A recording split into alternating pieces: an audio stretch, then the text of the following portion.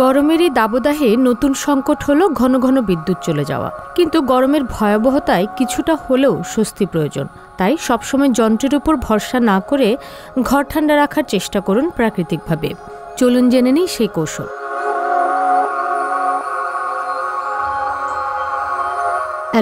Aloe vera বাতাস থেকে বিষাক্ত পদার্থ শোষণ করতে সহায়তা করে। তাপ ও অক্সিজেনের মাত্রা নিয়ন্ত্রণে রাখতেও এর জুড়ি মেলা ভার। তাই ঘরে অ্যালোভেরা গাছ রাখুন।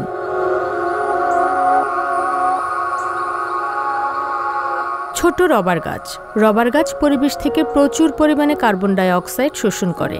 অতিরিক্ত কার্বন ডাই অক্সাইড দীর্ঘ সময় তাপ ধরে রাখতে সক্ষম। ফলে ঘরে কার্বন ডাই অক্সাইডের পরিমাণ বেড়ে গেলে ঘর দ্রুত গরম হয়ে যায়। কাজে ঘরের অক্সিজেন এবং উষ্ণতার মাত্রা বজায় রাখতে এই গাছ বেশ উপকারী।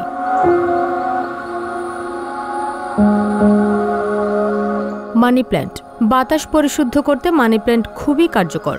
মানি প্ল্যান্ট বাতাস থেকে একাধিক বিষাক্ত পদার্থ দূর করতে পারে। বিশুদ্ধ বাতাস সবসময় বেশি ঠান্ডা।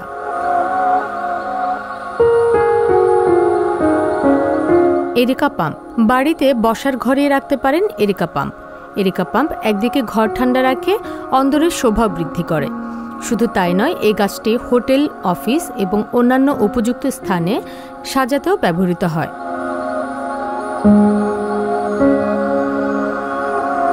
স্নেক প্ল্যান্ট এখন অনেকে বাড়িতে ছোট্ট টবে স্নেক প্ল্যান্ট লাগান। এই উদ্ভিদটিও ঘরের তাপমাত্রা কমাতে সাহায্য করে, অক্সিজেনের মাত্রা বৃদ্ধি করে। শোবার ঘর বা বসার জায়গাতে রাখার জন্য এই গাছটি বেশ মানানসই।